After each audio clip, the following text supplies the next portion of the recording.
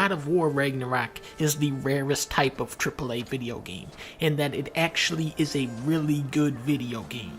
In the first hour of this game, you race out of a collapsing forest on a dog sled, then you fight a giant bear, and then you fight Thor. That is how you do a fucking video game. Since the last God of War came out in 2018, there have been a lot of great action games. Games like Sekiro, Devil May Cry, Katana Zero, Nioh 2, Hades, Metroid Dread, Elden Ring. Just 2 weeks ago I was playing Bayonetta 3. God of War has never been Tekken, okay? But Ragnarok subtly builds on a foundation which has aged pretty gracefully in the face of such heavy competition. The key word in describing Ragnarok's combat is balance. It's challenging but not unfair. It's flashy without taking control from the player. It's simplistic but still lets you get a little fancy.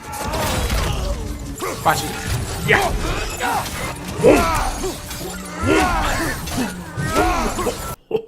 Now watch this. I'm gonna hit this man with the Looney Tunes surprise. Where'd the floor go? One of my biggest criticisms of the last God of War is how it would recycle a lot of its mini-bosses. This game does not do that. This game, you know Funko Land? These guys went to Fucko Land on these bosses. I went into this game expecting the sequel to God of War, but really what we got here is the sequel to God of War and then the sequel to that game. Ragnarok is God of War 2 and 3 in one game. That's how many crazy boss fights are in this. My favorite boss, I don't want to spoil it, but your goal is to break a big cauldron. If there's one obvious flaw with God of War's gameplay, it's the traversal.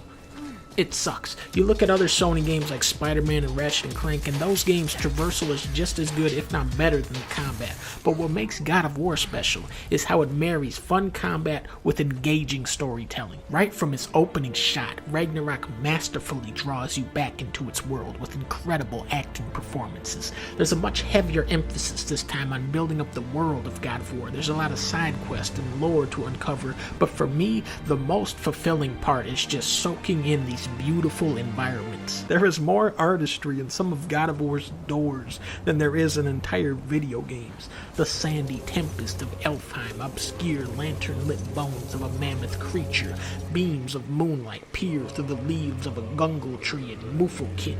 Heat seems to ooze out of the screen in the bubbling pits of Lava Island from Mario 64. There are so many creatures and little details everywhere in this game that sometimes you just have to stop and savor it all. Yes, this is the 700th open world game where you lead a rebel force against a tyrannical dictatorship. You've seen this story before, but you've never seen it executed on this level before. This is big budget blockbuster entertainment with little interest in rehashing the previous game's story. There is some dialogue that'll make you groan. Everything's okay, right? Yeah, I'm just in a magical forest that shouldn't exist, talking to another giant, and she's... Boy.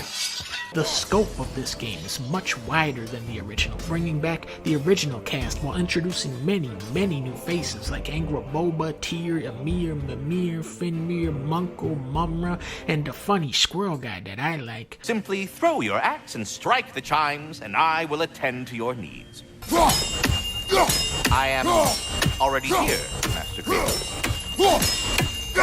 Perhaps there was some confusion. This is for calling me out here, not for when I am here. Do you just like hearing the sound of the child? In the last game, the plot was to take the mom's ashes up a mountain. In this game, the plot, I give up. You definitely lose that simplicity and focus from the last game, but there's a new kind of fun in trying to detangle such a massive web of characters. Kratos?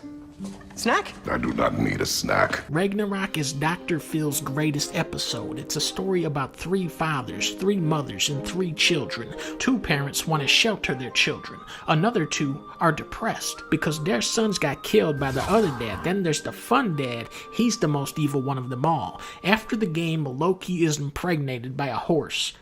That's what it says on Wikipedia. Fuck. With so many characters taking the stage, it's a miracle that it doesn't collapse. It's a very segmented story with a lot of video gamey distractions in between. Destroy 4 rat nests. But just when I think I'm out, they pull me back in. While it all hinges on this massive battle, the story unfolds more like an intimate mystery, giving its incredible cast many scenes to flex their acting muscles. Just like The Matrix, God of War Ragnarok is a technologically advanced thrill ride where rebelling against prophecy only seems to seal your fate. It may not be high art, but it is definitely high entertainment, showcasing many talents at the peak of their powers. This game will surprise you, it'll make you laugh, it might even make you tear up, and it will keep your hands glued to the controller all the way into its action-packed finale.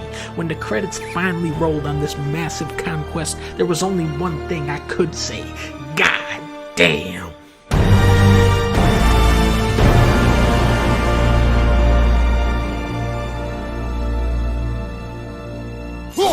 I see. You're deliberately attempting to push me into some sort of emotional outburst, aren't you? Well, I'm not so easily swayed, my good man. Stop! Stupid chime! Oh dear. I'm sorry. I don't know where